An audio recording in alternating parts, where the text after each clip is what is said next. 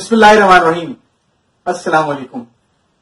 کتابوں پر تبصرہ اور کتابوں سے انتخاب، اس سلسلے میں شاہ میرا فاروقی اکیڈمی کی لائبریری سے آج جو میں نے کتاب منتخب کی ہے اس کا نام ہے ہاں یہ سچ ہے، اور یہ کتاب لکھی ہے جناب بریگیڈیئر ریٹائرڈ محمد اسلم گھومن صاحب نے. مجھے اسلم گھومن صاحب کی کتاب بہت پسند آئی، حالانکہ یہ خود ایک فوجی ہیں. میرا اپنا خیال یہ تھا کہ جب یہ کتاب لکھیں گے، اور کتاب بھی ان کی ہے سرکاری کرپشن کی چشم کشا کہانیوں کے اوپر، تو ان کا سارا زور بیان جو ہوگا وہ سیاسی حکومتوں کے خلاف ہوگا کہ سیاسی حکومتیں کس طریقے سے کرپشن کرتی ہیں. لیکن جب یہ اپنی کتاب لکھتے ہیں کرپشن کے بارے میں تو ان کا ٹارگٹ پولیٹیکل گورنمنٹس نہیں ہوتی ہیں. پولیٹیکل گورنمنٹ کے بارے میں بڑا ہی متوازن تجزیہ ہے. لکھتے ہیں جنرل ضیاء کے بعد بے نظیر اور نواز شریف کے ادوار باری باری آئے، لیکن دونوں نے ڈکٹیٹروں کے ادوار سے کوئی سبق حاصل نہیں کیا اور ملک کو آگے لے جانے، کرپشن کے خاتمے اور اچھی حکمرانی کے بجائے اپنی کرسی بچانے کے لیے اپنے پارٹی ورکروں اور چاپلوسی کرنے والوں کے جال میں پھنس گئے اور کوئی بھی اپنی مدت پوری نہ کر سکا. ملک آگے کے بجائے پیچھے چلا گیا اور وہ اداروں کو مضبوط کرنے کے بجائے شخصی حکومتیں قائم کرنے میں لگے رہے. حکومتیں گرانے اور حکومتیں بنانے میں فوج نے جو پس پردہ کردار انجام دیا ہے اس کی ہمیں چھوٹی سی گواہی اس کتاب کے اندر ملتی ہے. آپ نے اپنی کتاب میں یہ کھل کر لکھا ہے، مجھے فوج نے کافی حد تک پالش کیا، میں فوج میں اعلیٰ اقدار اور ڈسپلن کا پابند رہنے کا عادی بن چکا ہوں اور خدا کے فضل سے کافی حد تک عمل پیرا بھی ہوں. نیب پشاور نے پہلے 1 سال تک کسی قسم کا دباؤ قبول نہیں کیا. جب نیب نے سمجھوتا کرنا شروع کیا تو میں نیب چھوڑنے کی درخواست لے کر فوج میں واپس آ گیا. بحیثیت سیکٹر کمانڈر ISI کافی دفعہ شاہ سے زیادہ شاہ کے وفاداروں سے ناراضگی مول لی، لیکن اپنا نقطہ نظر اعلیٰ حکام تک ضرور پہنچایا. 2002 کے جنرل الیکشن میں ISI یا فوج نے بالکل دھاندلی نہیں کرائی.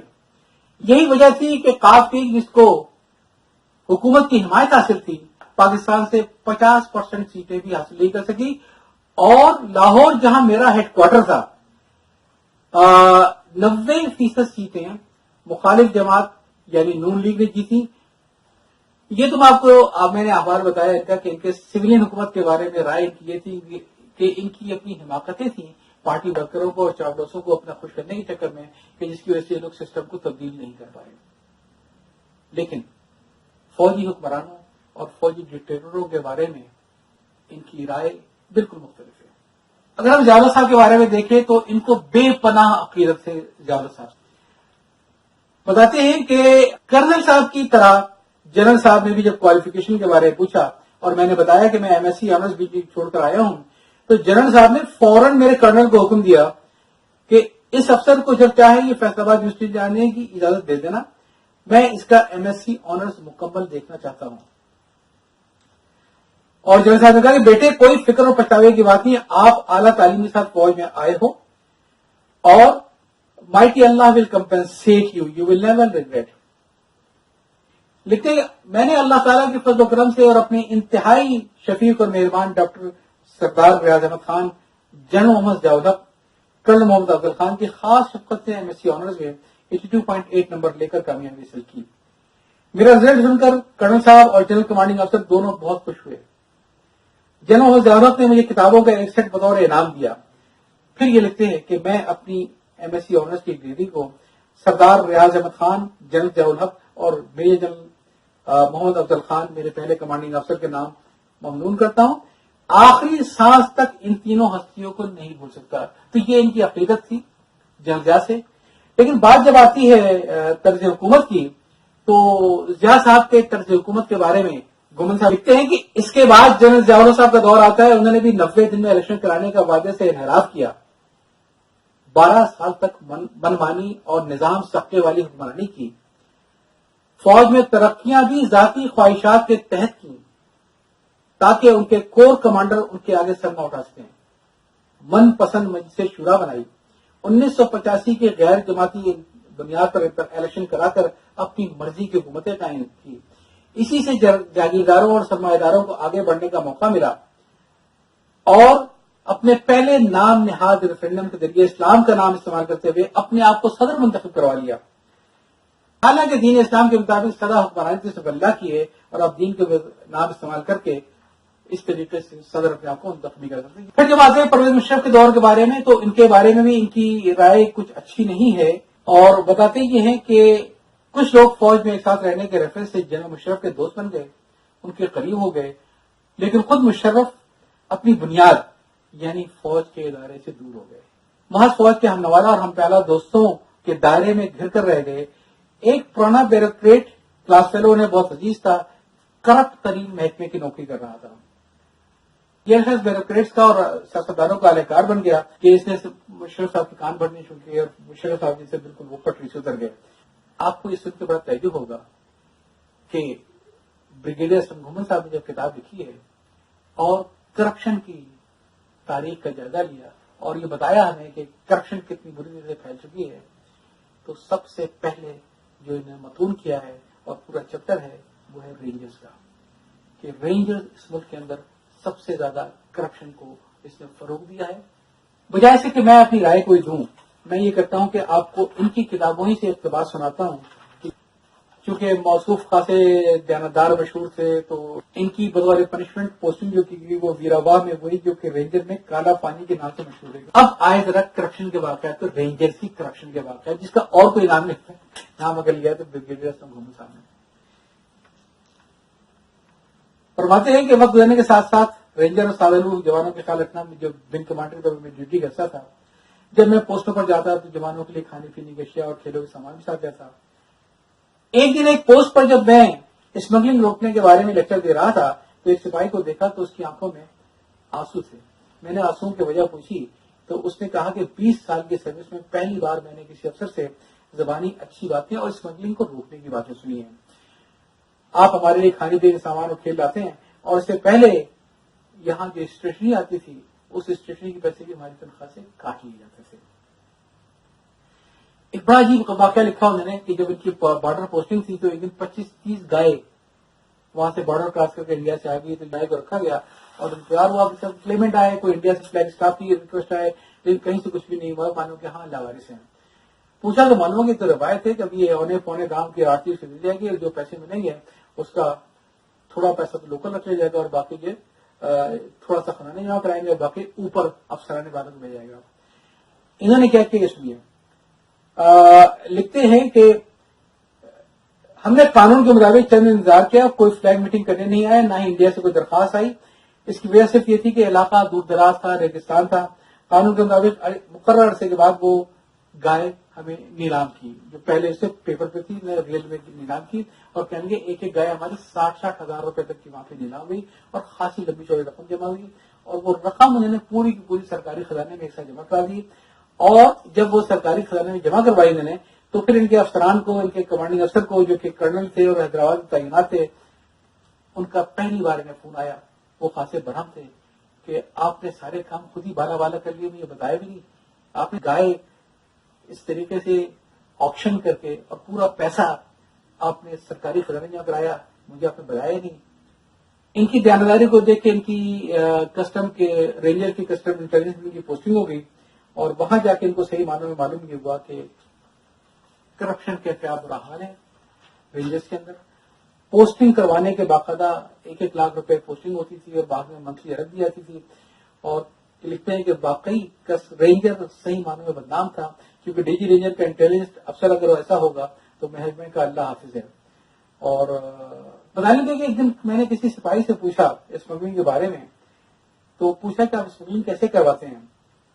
تو ایک سادہ لو سپاہی نے مجھ سے کہا میں آپ کو سچ بتانا چاہتا ہوں. پھر سے پوچھا کیا بنائیں، ہماری پوسٹ پہ بجلی ہے؟ نہیں. پانی ہے؟ نہیں. یہاں ریڈیو کی آواز آتی ہے؟ میں نے کہا نہیں. کہنے ہمیں کھانے پینے کے لیے سبزی لینے یہاں سے 10 کلومیٹر دور ایک گاؤں تک ہفتے میں ایک دن باری باری آدمی بھیجتے ہیں اور وہ وہاں سے سبزی وغیرہ لے کر آتا ہے. ہم کئی دن کی باسی سبزی ابال کر کھاتے ہیں. مجھے بتائیں ان حالات میں یہاں پہ غریب کا بچہ نوکری کرے گا کہ امیر کا بچہ نوکری کرے گا؟ میں نے کہا کہ غریب کا بچہ نوکری کرے گا جو بہت ہی ضرورت ہوگا. میرے جواب کے بعد اس نے کہا کہ آپ بتائیں غریب کا بچہ کیسے غلط کام یعنی اسمگلنگ کروا سکتا ہے، کیونکہ وہ تو ڈرے گا کہ میں نے غلط کام کیا تو اس کا افسر اسے نوکری سے نکال دے گا. سر ہم تو جس طرح کا افسر کہتے ہیں اس طرح چلتے ہیں. جب کہتے ہیں اسمگلنگ ہونے دو تو ہم ہونے دیتے ہیں, جب کہتے ہیں روک لو تو ہم روک دیتے ہیں. دوسرے الفاظ میں ہم تو افسران کے حکم کی پیروی کرتے ہیں. اس میں بہت واقعات ہیں, آرمی کے لوگوں کے واقعات ہیں, رینجر کے لوگوں کے واقعات ہیں. جگہ جگہ بھرا ہوا ہے کہ کس طریقے سے باقاعدہ پیسے لے کے رینجر والے وہاں پہ کام رشوت اور سب کرواتے تھے. لیکن اس میں کچھ فوج کے سافٹ پہلو بھی ہے اور کچھ اچھی باتیں بھی اس کے اندر. پہلی جو چیز مجھے اس میں بہت پسند آئی اور جو ہمیں ایک جھلک ملتی ہے فوج کے اندر کی زندگی کی, جو باہر والے کو میرے سویلین کو نہیں پتا ہے, وہ کہ فوج کے اندر ماحول کتنا فیملی جیسا ماحول ہے. اور کمانڈنگ افسر اور اس کے جو لوگ ہیں نیچے, ان میں کس قسم کا رشتہ, فیملی کا رشتہ پایا جاتا ہے. اس میں انہوں نے کچھ اپنے واقعات لکھے, چھوٹے چھوٹے واقعات لکھے. اگلے دن جب میں آفیسر وارڈ میں داخل ہوا تو دیکھا ہمارے کمانڈنگ آفیسر کرنل محمد رشید بیگ صاحب, جو بعد میں میجر جنرل طور پہ ریٹائر ہوئے, ان کی بیگم صاحبہ تشریف لائیں. اللہ تعالیٰ ان کو جوار رحمت کی جگہ دے. میرے لیے سوپ بنا کر لائیں, اپنے ہاتھوں سے چمچ کے ذریعے مجھے پلایا. ہم فوج میں سینئر افسران کی بیویوں کو بھابھی کہتے ہیں, خاص طور پر یونٹ کے کمانڈنگ افسر کی بیوی تو ماں کا درجہ رکھتی ہے. مجھے یاد ہے کہ جب ہمارا پہلا رمضان آیا تو میں نے اپنے کمانڈنگ افسر کو نہیں بتایا. ہم کو 11 لوگ لکھتے ہیں کہ 11-12 لوگ تھے جو شہنشاہ تھے. تو میں نے کمانڈنگ افسر کی بیوی کو فون کیا کہ بھابھی کیا اس میں روزہ کھلنا ہو گیا. تو کمانڈنگ افسر صاحب کو پتا بھی تھا, ان کی بیگم صاحب کے ساتھ زندگی رہی اور افطار آ گیا. اور یہ لوگ جب شام کو اچانک سارے پہنچ گئے ان کے گھر کے اوپر تو وہ بڑے سخت پریشان ہوئے. لیکن ان کی بیگم مسکراتی رہی, بیٹ مین سے کہہ کے بعد کرسیاں لگائیں.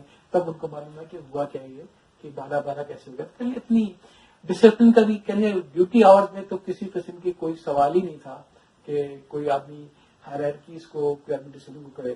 لیکن شام کے اوقات میں جا رہے ہیں, کڑھائی گوشت کھا رہے ہیں, گپ شپ لگی ہے, تو اس سے بڑا ایک پیارا سافٹ ویئر ملتا ہے فوج کے اندر کا اور فوج کے اندر کی باتوں کا, جو پڑھ کے واقعی مجھے کافی لطف آیا. ڈسپلن کا عالم نے یہ بتایا فوج کا کہ وہاں پہ یہ نہیں ہے کہ آپ نے جب چاہے چھٹی کی چلے گئے, جب چاہے وہاں سے اتار دے گیا کہ جی بیچ چھٹی ایکسٹینڈ کر دیں. باقاعدہ کیلکولیٹڈ ویل پلان ہر چیز ہوتی ہے.